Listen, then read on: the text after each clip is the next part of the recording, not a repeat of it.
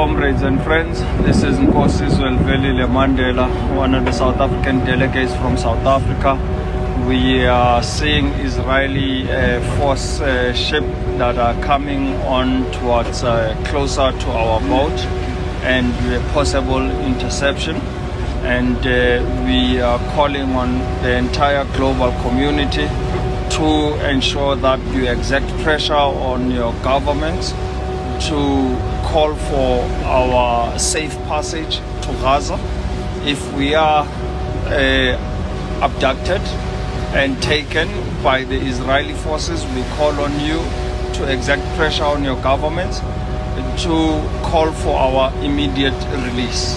Ivideo ke leyo ebithunyelwe ngumzukulwana kaTatu Nelson Mandela, uNkosizwe Velile Mandela, ebeyithumele ke ebusuku ingathi izolo, kodwa ke ngoku kukhona iupdate. Ungomnye ke wabantu abaye baqhwila ngama-Israyeli. Ndizayifaka ke ivideo ethetha pha ezichaza uba uqhwiliwe. Molweni, ndanamkela kuMamgobhozi TV. Kukhona ke into ebisenziwa apho bekukho ii-flotillas ebezihamba ngolwandle zibheka eGaza uyonceda abantu pha, so beziphuma ke kumazwe ngamazwe, zihamba ke ezi boats.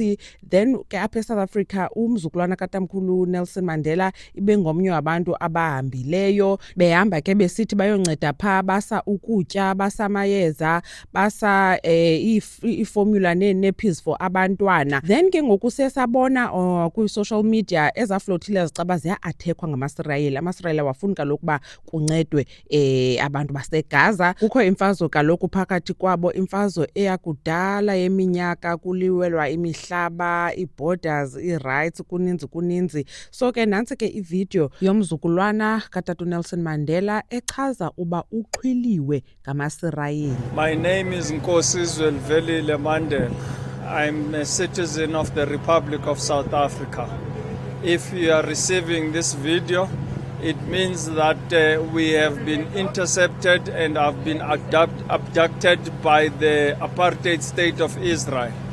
I call on you to request our government to exert pressure for my immediate release. Le video ke bethunani i-pre-recorded. Aba bantu bahambayo babheka ke pha eGaza uyonceda banze ii-videos phambi koba bahambe bechaza ukuba baqhwiliwe kuba into abayilindeleyo leyo. So inoba ke bazithumelela abantu aba bashiyekileyo ngemva.